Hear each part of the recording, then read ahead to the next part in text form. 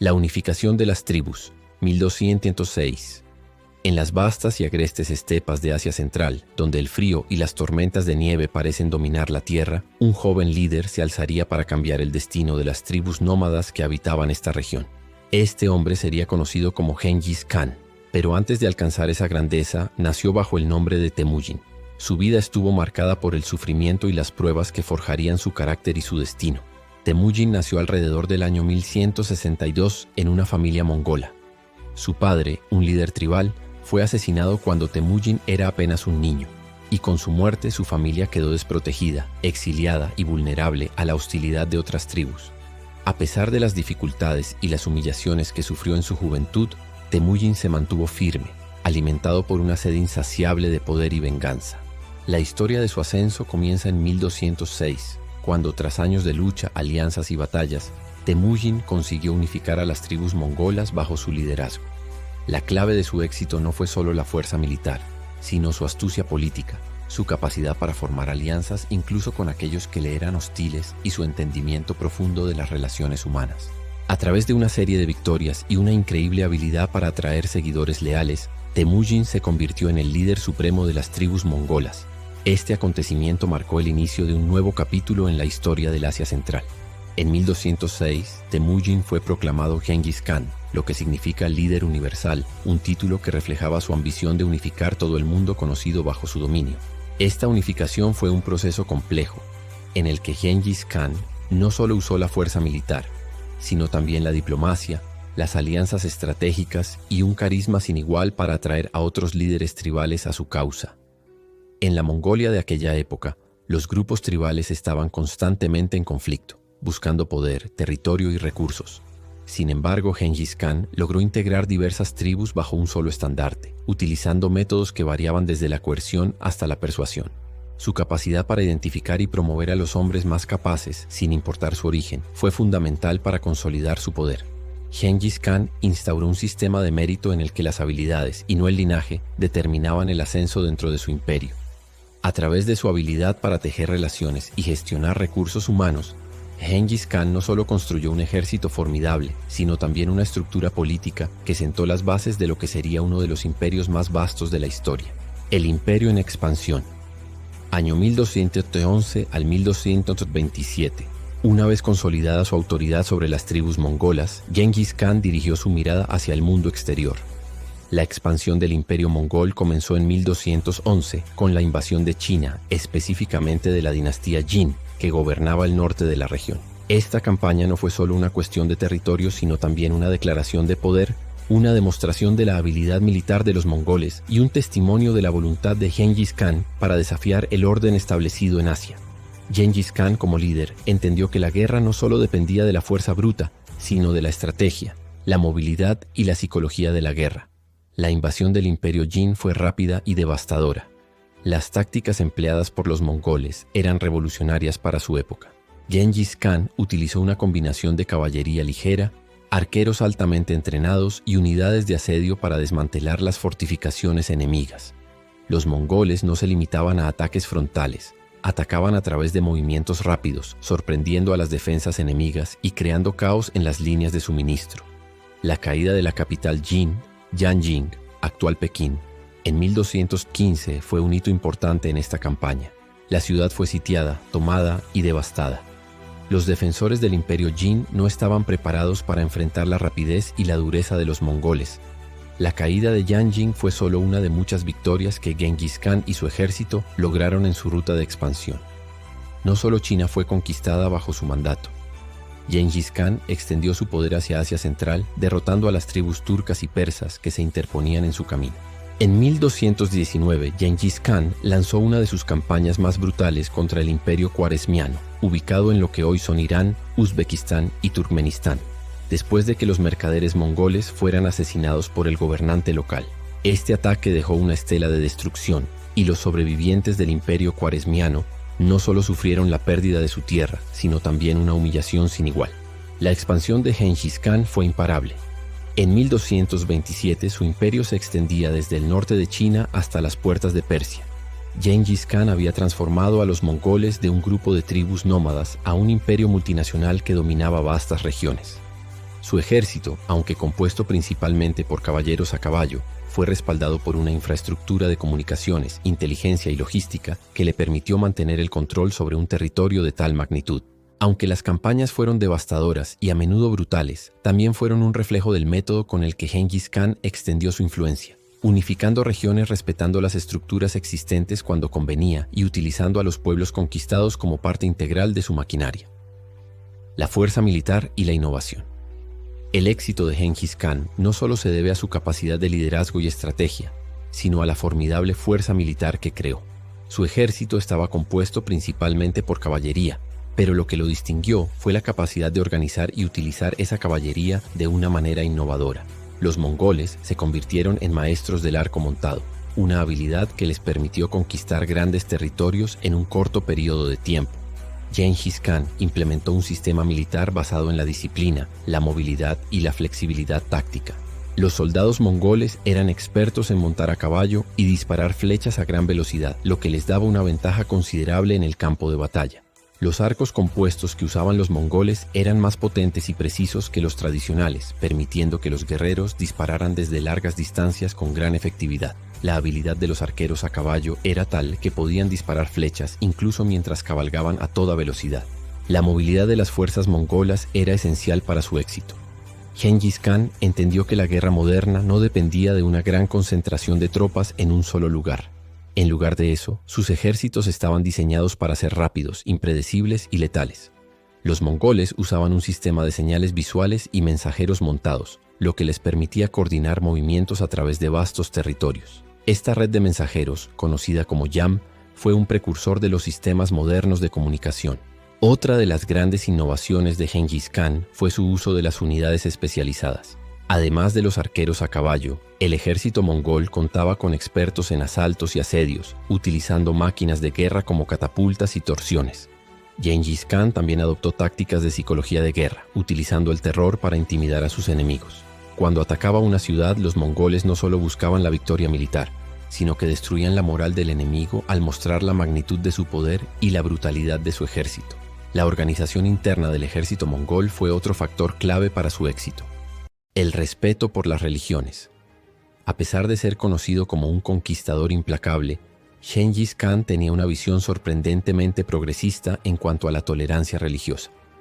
Durante su reinado, los pueblos que conformaban su imperio disfrutaron de una relativa libertad para practicar sus religiones, algo que no era común en muchas otras partes del mundo medieval. Gengis Khan no solo toleraba las creencias de sus súbditos, sino que las promovía, entendiendo que la diversidad religiosa podía ser una herramienta de unidad política y estabilidad social.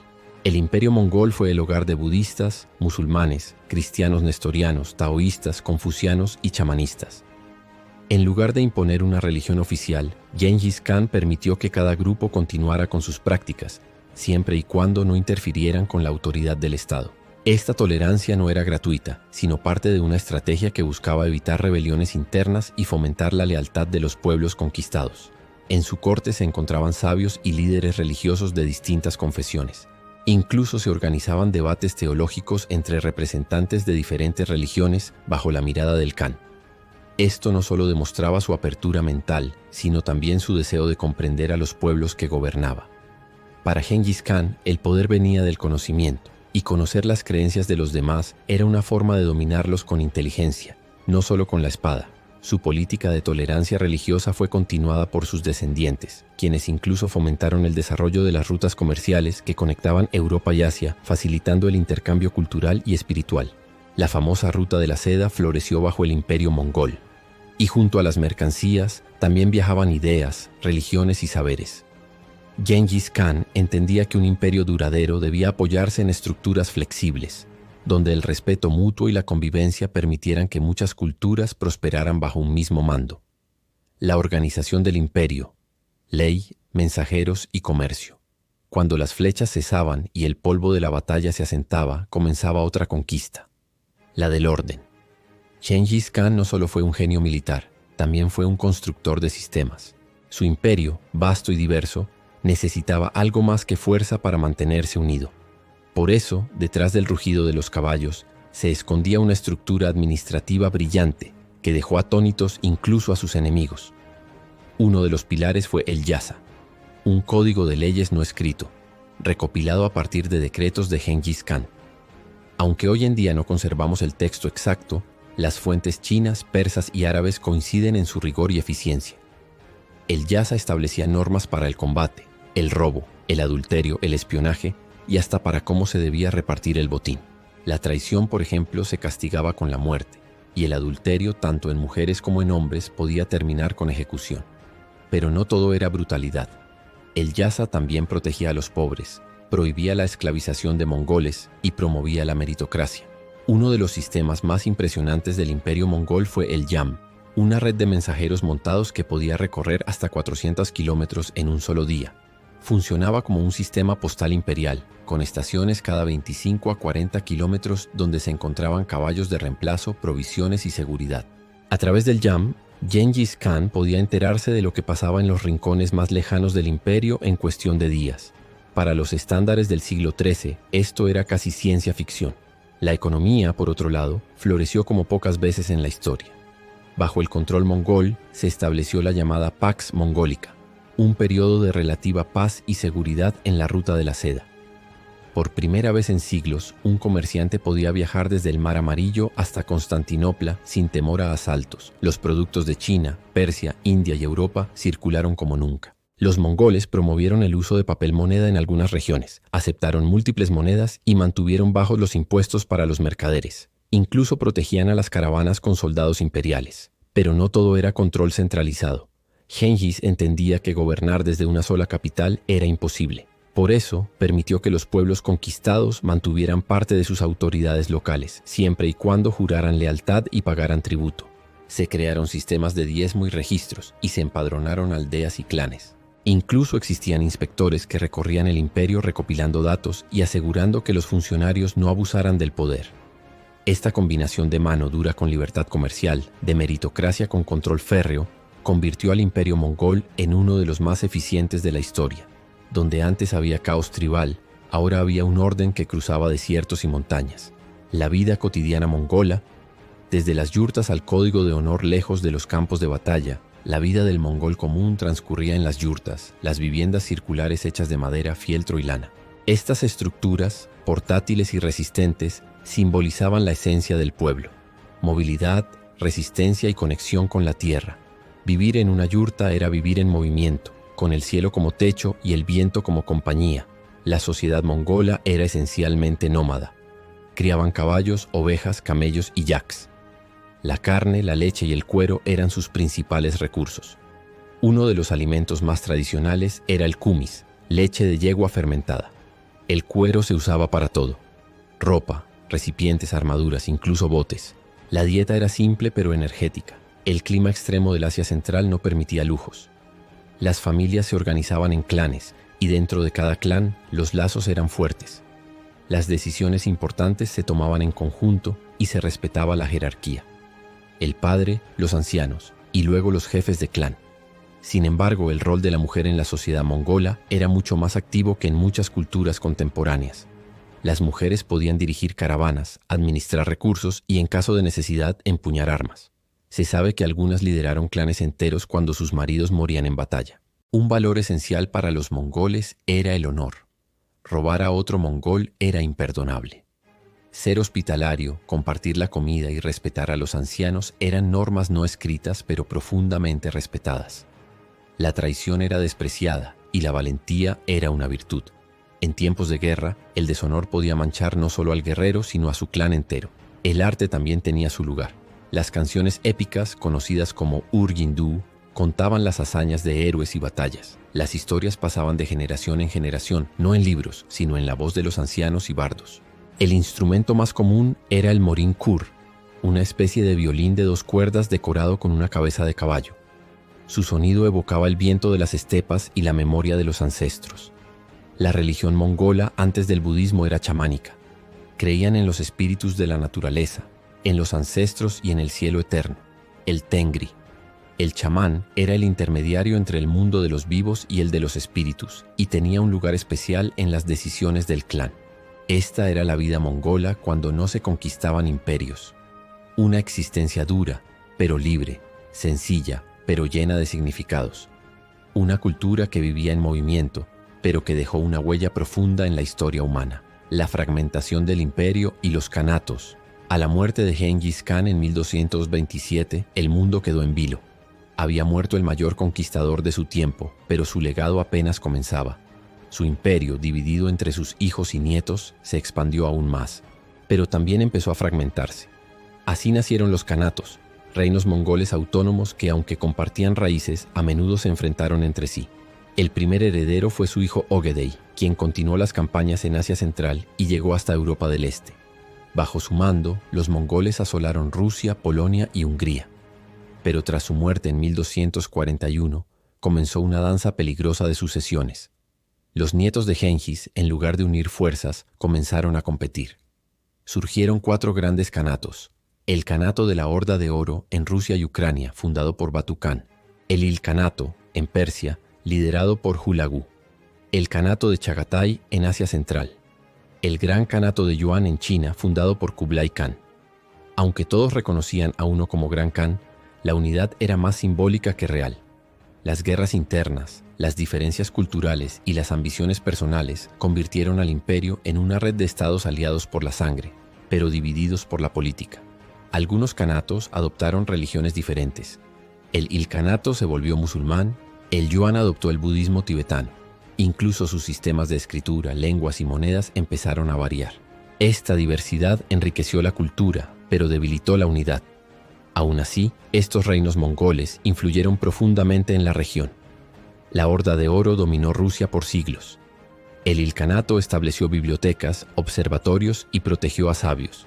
El Yuan en China promovió avances agrícolas, ingeniería y contacto con Europa.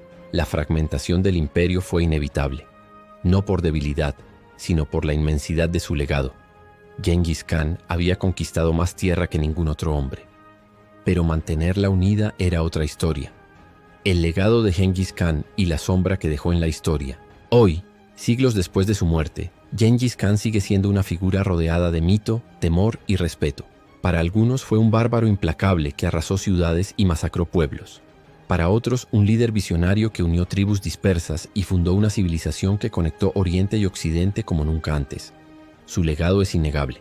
Se estima que su linaje directo sigue vivo en millones de personas hoy en día, especialmente en Asia Central.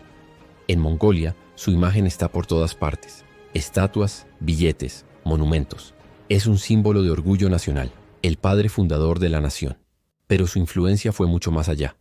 Gengis Khan abrió rutas comerciales protegiendo a mercaderes, fomentó la libertad religiosa, integró culturas diversas y creó uno de los primeros sistemas de pasaporte y mensajería del mundo. Sin él, el renacimiento europeo habría tardado más, gracias al flujo de conocimientos que llegó desde China a través de la ruta de la seda bajo la Pax Mongólica. Su modelo de gobierno inspiró a imperios posteriores. Su sistema meritocrático, su código de leyes y su forma de tratar a las minorías fueron replicados en otras partes del mundo. Incluso hoy, estrategas militares estudian sus campañas por su precisión y astucia. Sin embargo, también dejó un legado de destrucción. Algunas regiones tardaron siglos en recuperarse de las invasiones. Ciudades fueron borradas del mapa, bibliotecas quemadas, poblaciones enteras exterminadas.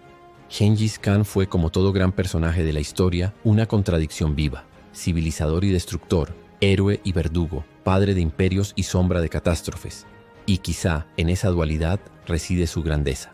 Porque la historia no está hecha de santos ni demonios, sino de hombres que con todas sus luces y sombras cambiaron el mundo para siempre. Esta fue la historia de conquistador más grande que se tenga en registro, fiel a su manera. Esto fue Héroes, Locos y Leyendas,